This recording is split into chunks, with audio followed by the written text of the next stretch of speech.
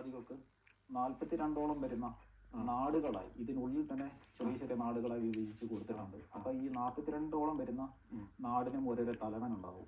അതെല്ലാം ഈ രാജാവിന്റെ കീഴിൽ തന്നെ ആയിരിക്കും. അപ്പൊ ആ ദേശത്തുള്ള ആളുകൾ, അവിടെ താമസിക്കുന്ന ആളുകൾക്കുള്ള നിർദ്ദേശവും അവർക്ക് വേണ്ട കാര്യങ്ങളെല്ലാം ചെയ്തു കൊടുക്കാൻ അതാത് പ്രദേശത്തുള്ള ഉത്തരവാദിത്തപ്പെട്ട മന്ത്രിമാരോ അല്ലെങ്കിൽ ഉപരാജാവോ ഉണ്ടാവും. ഉപരാജാക്കന്മാർ തമ്മിലും അല്ലെങ്കിൽ മന്ത്രിമാർ തമ്മിലും ഒക്കെ ഉണ്ടാകുന്ന തർക്കങ്ങൾ അല്ലെങ്കിൽ അനുസരിക്കാനുള്ള വിമുഖത, ഇത്തരമൊക്കെ പ്രശ്നങ്ങൾ വന്നാൽ രാജാവ് ഇടപെട്ട് അത് അന്തിമമായ ഒരു തീരുമാനം കൽപ്പിക്കുകയാണ് ചെയ്യുക. അതെ, അങ്ങനെ ഒരു രീതികൾ ഈ ഒരു സിസ്റ്റത്തിലുണ്ട്. അതായത് ഇപ്പം ഒരു പ്രദേശത്ത് ഞാൻ കഴിയുന്ന ഇടത്താണെങ്കിൽ എനിക്ക് തന്നെ അന്തിമമായി അതിൽ ഇടപെടാം. അതേസമയം വേറൊരു ഊരിലാണ് തർക്കങ്ങളോ പ്രശ്നങ്ങളോ ഉള്ളതെങ്കിൽ, അതൊരു ഉദാഹരണത്തിന് ഒരു കുടുംബ വഴക്കാണെങ്കിൽ അത് അവിടെ തന്നെ ഉള്ള തലവനായിരിക്കണം. അതായത് അവിടെ മന്ത്രിയാവാം, ഇല്ലെങ്കിൽ ഉപരാജാവാം. അവിടെ ആരാണോ ആ ദേശത്തെ പ്രധാനി, ആ പ്രധാനി ആയിരിക്കണം ആ കാര്യത്തിൽ ഇടപെട്ട് തീരുമാനം ഉണ്ടാക്കേണ്ടത്. അതിനപ്പുറം അവരാൽ പറഞ്ഞു തീർക്കാൻ കഴിയാത്തൊരു സാഹചര്യം വരുമ്പോൾ മാത്രമായിരിക്കും അവര് രാജാവിനെ സമീപിക്കുക. അപ്പൊ രാജാവിനെ അവര് വീട്ടിൽ വന്ന് അവരുടെ ദേശത്തേക്ക് കൊണ്ടുപോകും. അങ്ങനെ കൊണ്ടുപോയി അവിടെ ആ പ്രധാനിയുടെ വീട്ടിൽ വെച്ച് തന്നെ വീണ്ടും ഈ ഒരു വിഷയത്തെക്കുറിച്ച് സംസാരിക്കുകയും അതില് വാദിയുടെയും പ്രതിയുടെയും എല്ലാം അവർക്ക് പറയാനുള്ളതെല്ലാം കേട്ടതിന് ശേഷം ഉത്തമമായ ഒരു തീരുമാനം രാജാവ് പ്രഖ്യാപിക്കും. അത് അന്തിമമായി ഉൾക്കൊള്ളണം എന്നതാണ് ഈ സമുദായത്തിന്റെ ഒരു കീഴ്വഴക്കം. ആ കീഴ്വഴക്കം ഇപ്പോഴും തുടർന്നു പോരുകയാണ് കൃത്യമായിട്ട്, അല്ലെ? 13 വർഷം മുമ്പ് അധികാരം ഏൽക്കുമ്പോൾ ഈ പട്ടാഭിഷേകം അല്ലെങ്കിൽ രാജാവായിട്ട് വാഴിക്കുന്ന ചടങ്ങൊക്കെ എങ്ങനെയാണ്? എന്നെ രാജാവായി വാഴിക്കുമ്പോൾ അതിനായിട്ടൊരു ദിവസം എന്തായാലും തെരഞ്ഞെടുക്കും. ആ ദിവസം തെരഞ്ഞെടുക്കുന്നതിന് പ്രത്യേകത എന്ന് വെച്ചാൽ ഉത്സവത്തോടനുബന്ധിച്ച് തന്നെ ആയിരിക്കും. എവിടുത്തെ ഉത്സവമാണിത്? നമ്മുടെ കോവിൽമലയിൽ നടക്കുന്ന ഉത്സവം. ആദിപരാശക്തിനെ മുത്തിയമ്മ എന്നൊരു സങ്കല്പത്തിനാണ് ഞങ്ങൾ ആരാധിക്കുന്നത്. അപ്പൊ ഈ ദേവിയുടെ ക്ഷേത്രാങ്കണത്ത് നടക്കുന്ന മഹോത്സവം ഉണ്ടാവും. ഇടയ്ക്കൊന്ന് ചോദിച്ചോട്ടെ, ഈ കോവിൽമല എന്ന് പറയുന്നത് ഇടുക്കി ജില്ലയുടെ ഏത് ഭാഗത്തായിട്ടാണ് വരുന്നത്? കോവിൽമല എന്നുള്ളത് ഇടുക്കി ജില്ലയിൽ അയ്യപ്പൻകോവിലിനടുത്ത് സ്ഥിതി ചെയ്യുന്ന ഒരു പ്രദേശം. അയ്യപ്പൻകോവിൽ എന്നുള്ളത് പുരാതന അയ്യപ്പന്റെ ക്ഷേത്രം സ്ഥിതി ചെയ്യുന്ന, അതും ആദിവാസി ഗോത്രങ്ങളുടെ ക്ഷേത്രമായിരുന്നു. ഞങ്ങളുടെ തന്നെ ഉടമസ്ഥ അല്ലെങ്കിൽ ഞങ്ങളുടെ തന്നെ മന്നാൻ വിഭാഗത്തിന്റെ ഞങ്ങളുടെ ഇടയിൽ തന്നെ ഉണ്ടായിരുന്ന ഒരു ക്ഷേത്രമാണ്. നിലവിൽ അത് വിശ്വ ഹിന്ദു പരിഷത്തിന് അതിന് നടത്തിപ്പവകാശം കൊടുത്തിരിക്കുന്നു.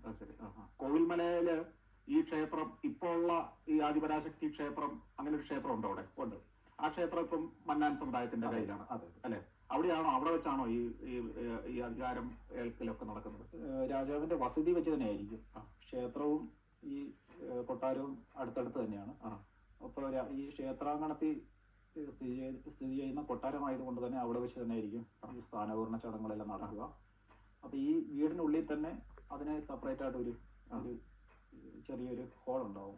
ആ ഹോളിന് അകത്ത് 3 കട്ടിലുണ്ടാവും. കട്ടിലെന്ന് പറയുമ്പോഴത്തേനും അതിന് ഞങ്ങൾ കോയ്മക്കട്ടിൽ എന്നാണ് പറയുന്നത്.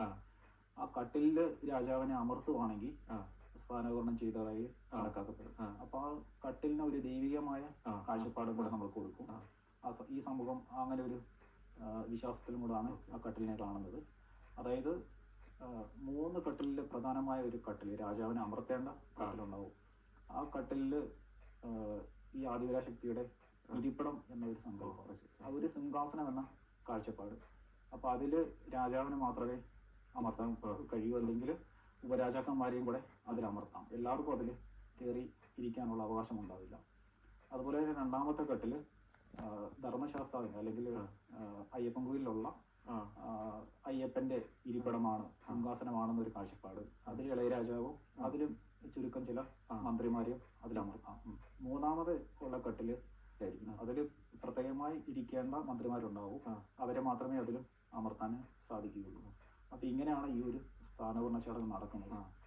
എന്നെ രാജാവായി വാഴിക്കുന്ന വേളയിൽ രാവിലെ തന്നെ രാജാവാകാൻ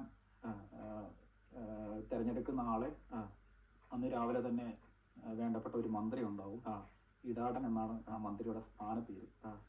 അദ്ദേഹം ഈ രാജാവിനെ കുളിപ്പിക്കുക, വസ്ത്രധാരണം, ഒരു ദാസനെ പോലെ രാജാവിനെ പരിചരിച്ച് എല്ലാം വേഷവിധാനമെല്ലാം അണിയിച്ച് ഈ കട്ടിലിന്റെ അടുത്തേക്ക് കൊണ്ടുവരണം. അപ്പം ബാക്കിയുള്ള മന്ത്രിമാര്, മറ്റിതര ഭരണാധികാരികൾ, പൊതുജനങ്ങൾ എല്ലാവർക്കും അതിനകത്ത് ഈ ഒരു സ്ഥാനപൂർണ്ണ ചടങ്ങ് കാണാനുള്ള അവസരം ഉണ്ടാവും. അതിൽ പങ്കെടുക്കാനുള്ള അവസരം ഉണ്ടാവും. നിയുക്തനായ ഈ രാജാവിനെ അവിടെ കൊണ്ടുവരികയും ഈ ദാസൻ തന്നെ കൈ പിടിച്ച് ആ കട്ടിൽ അമർത്തും. എന്നിട്ട് ഇങ്ങനെയുള്ള തലപ്പാവ ഈ ഒരു രാജകീയമായ വേഷമെല്ലാം അണിയിച്ചു കൊടുക്കും. അങ്ങനെ നമ്മളെ ആ കട്ടിലിൽ ഇരുത്തുന്നതോടൊപ്പം അമരുന്നതോടൊപ്പം നമ്മൾ രാജാവായി എന്നൊരു വിലയിരുത്തലും വിശ്വാസവും സമൂഹത്തിനുണ്ടാവും. അങ്ങനെ അവിടെ കൂടിയ ആളുകളെല്ലാം രാജാവിൻ്റെ കാലിൽ തൊട്ട് അനുഗ്രഹം വാങ്ങി ഞങ്ങളുടെ ഇടയിലുള്ള ഒരു കലാരൂപമുണ്ട്, കൂത്തുപാട്ട് എന്ന് പറയുന്ന ഒരു കലാരൂപം. ആ കലാരൂപം ചെറുതായിട്ട് അവിടെ ഒന്ന് അവതരിപ്പിക്കും. എന്നിട്ട് വേണ്ടപ്പെട്ട ഏതെങ്കിലും ഒരു ഭരണാധികാരി ഇന്ന് മുതൽ ഇതാണ് നമ്മുടെ രാജാവ്, എല്ലാവരും രാജാവിനെ ആദരിച്ചും ബഹുമാനിച്ചും ഇനി മുതൽ കഴിയണം എന്ന ഒരു പ്രഖ്യാപനം നടത്തും. അങ്ങനെ എല്ലാ അവിടെ കൂടിയ ജനങ്ങളെല്ലാം ഇതിനെ രാജാവിനെ വന്ദിച്ചുകൊണ്ട് അവിടെ നിന്നും അന്ന് ഇപ്പം ഉത്സവം കൂടെ ആകുമ്പോൾ എല്ലാവരും ആ ഉത്സവത്തിന്റെ ബാക്കി മറ്റിതര ചടങ്ങുകളിലേക്ക് പരിപാടികളിൽ പങ്കെടുത്തിട്ടായിരിക്കും പോവുക. ഈ ഉത്സവത്തോടനുബന്ധിച്ച് മാത്രമേ ഈ കിരീടധാരണം അല്ലെങ്കിൽ ഈ രാജാവിനെ വാഴിക്കുന്ന ചടങ്ങ് നടക്കുള്ളൂ? അല്ല, അങ്ങനെ തന്നെ ആവണമെന്നില്ല. ഇല്ല, ഇതിനു മുൻപ് ഞങ്ങളുടെ അമ്മാവന്റെ കാലഘട്ടത്ത് അമ്മാവൻ രാജാവാകുന്നത് അതിന് മുമ്പിരുന്ന രാജാവിന്റെ മരണശേഷം ആ രാജാവിനെ അടക്കുന്നതിന് തൊട്ട് മുമ്പായിരുന്നു സ്ഥാനമെന്ന ചടങ്ങ് നടന്നത്. പക്ഷെ ഇത്രയ്ക്കും എന്താ പറയാ, കുറച്ചും കൂടെ ആധികാരികമായ ഒരു ചടങ്ങല്ല. അപ്പോഴത്തെ ആ ഒരു വേദിയിൽ നടക്കേണ്ട രീതിയിലുള്ള ഒരു സ്ഥാനീകരണമായിരുന്നു. അന്ന് അദ്ദേഹത്തിന് ഒരു വെളിച്ചപ്പാട് ഉണ്ടാവുകയും ആ വെളിച്ചപ്പാട് തുള്ളി മരണപ്പെട്ട രാജാവിന്റെ ആത്മാവ് അദ്ദേഹത്തിന്റെ ദേഹത്ത് വന്ന് ചില നിർദ്ദേശങ്ങളും മറ്റുമെല്ലാം പറഞ്ഞതിന്റെ അടിസ്ഥാനത്തിൽ അമ്മാവിനെ രാജാവായി അന്ന് കണക്കാക്കുകയും ഇതുപോലെ തന്നെ വെളിച്ചപ്പാട് തുള്ളി ആ കട്ടിലിനുള്ളിൽ അവിടെ ഉണ്ടായിരുന്ന കട്ടിലിന്റെ മുകളിൽ ചെന്ന് അമ്മാവൻ സ്വയമേ കയറി ഇരിക്കുമായിരുന്നു വെളിച്ചപ്പാട് തുള്ളി. അപ്പൊ അങ്ങനെ ഒരു ദൈവികമായൊരു കാഴ്ചപ്പാട് ആ ഒരു സമയത്ത് പ്രകടമായതുകൊണ്ട് തന്നെ ആളുകൾ ആ തലത്തിൽ അമ്മാവനെ അംഗീകരിച്ചുകൊണ്ട് രാജാവായി മനസ്സിലാക്കി ബഹുമാനിച്ച് പിന്നെ അത് അങ്ങനെ തുടർന്നു വരുമായിരുന്നു. എന്നെ സംബന്ധിച്ച് മുൻ രാജാവ് മരിച്ച് ഒരു 2 മാസത്തെ ഇടവേള ഉണ്ടായിരുന്നു. അതിന് കാരണം വലിയ പ്രായമില്ലാത്ത ഒരാള് പെട്ടെന്ന് മരണപ്പെട്ടതിന്റെ ഒരു അദ്ദേഹം വിവാഹിതനായിരുന്നു. അങ്ങനെ ഒരു പ്രശ്നം. പിന്നെ കുടുംബത്തിന് പലവിധ ദൈവികമായ ചില കോപങ്ങളും കുഴപ്പങ്ങളും ഉണ്ടെന്ന ചില അതിന്റെ പൂജാവിധികളൊക്കെ ഉണ്ടായിരുന്നു. അപ്പൊ അങ്ങനെയെല്ലാം ഉള്ള പ്രശ്നങ്ങളെ പരിഹരിച്ചുകൊണ്ടാവണം അടുത്ത രാജാവിനെ വാഴിക്കുക എന്നൊരു തീരുമാനമുണ്ടായിരുന്നു. അങ്ങനെയാണ് ഒരു 2 മാസത്തിന്റെ ഗ്യാപ്പ് ഉണ്ടായിരുന്നത്. ഈ മരണാനന്തര ചടങ്ങുകളൊക്കെ എങ്ങനെയാണ് രാജാവ് മരണപ്പെട്ടു കഴിഞ്ഞാൽ? രാജാവ് ആയാലും മന്നാൻ സമുദായത്തിലെ മറ്റു ചില ആളുകൾ മരണപ്പെട്ടാലും നടക്കുന്ന ചടങ്ങുകളെല്ലാം ഏകദേശം ഒരുപോലെ തന്നെ ആയിരിക്കും.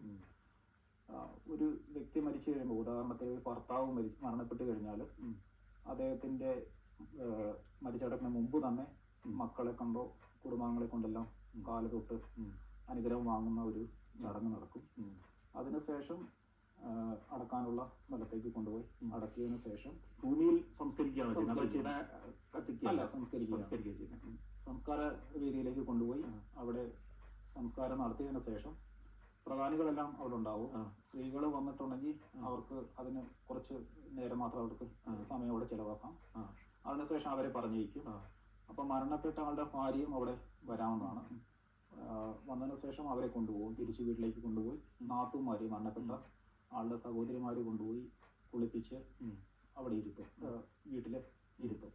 അപ്പോൾ വേണ്ടപ്പെട്ട പ്രധാനികളെല്ലാം ഈ കുഴിമാടത്തിന്റെ തിരിയും കത്തിച്ച് മറ്റിതര പ്രാർത്ഥന എന്ന് വെച്ചാൽ, ഇന്നലെ വരെ ഞങ്ങളോടൊപ്പം കഴിഞ്ഞ ഒരു ആളാണ് നീ, ഇന്നു മുതൽ മരണപ്പെട്ട് ദൈവമായി മാറി.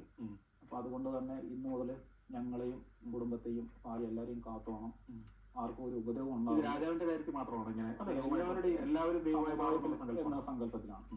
അപ്പൊ അവര് നമ്മുടെ ചുറ്റുപാടിൽ ഉണ്ടാവും, നമുക്കൊരു സംരക്ഷകനായി നിൽക്കും എന്ന ഒരു ആശയത്തിലാണ് ഇതെല്ലാം പറയുന്നത്. അങ്ങനെ പ്രാർത്ഥന എല്ലാം നടത്തിയതിനു ശേഷം ഇവരും തിരിച്ച് ആ വീട്ടിലേക്ക് പോകും. അവിടെ ഇവർ ചെല്ലുന്നതിന് മുമ്പ് തന്നെ ഈ മരണപ്പെട്ട ആൾക്ക് വേണ്ടിയുള്ള, അയാളെ അനുസ്മരിച്ച് വിളമ്പി വയ്ക്കാനുള്ള ഭക്ഷണം വേറെ ഉത്തരവാദിത്തപ്പെട്ട ആളുകൾ ഉണ്ടാക്കി വയ്ക്കും. അങ്ങനെ ഇവരവിടെ ചെന്നതിന് ശേഷം ഈ ഉണ്ടാക്കി വെച്ചേക്കുന്ന ഭക്ഷണവും മറ്റുമെല്ലാം ഒരു മുറിയിൽ ഈ മരണപ്പെട്ട ആളെ അനുസ്മരിച്ചുകൊണ്ട് വിളമ്പി വയ്ക്കും. അതിൽ 2 ഇല ആണ് വിളമ്പുക സദ്യ. ഒന്ന് ഗണപതിക്കും മറ്റൊന്ന് മരണപ്പെട്ട ആൾക്കും. അപ്പൊ ഈ മരണപ്പെട്ട അന്നാണ്, അടക്കിന്റെ അന്നാണ് നമ്മൾ ഈ സദ്യ വിളമ്പുന്നെങ്കിൽ ഗണപതിക്ക് വിളമ്പുന്ന ചോറിൽ കറിയും മറ്റുമെല്ലാം വിളമ്പി വയ്ക്കാം. മരണപ്പെട്ട ആൾക്കുള്ള ഇലയിൽ ചോറ് മാത്രമേ വിളമ്പി വയ്ക്കാൻ പാടുള്ളൂ.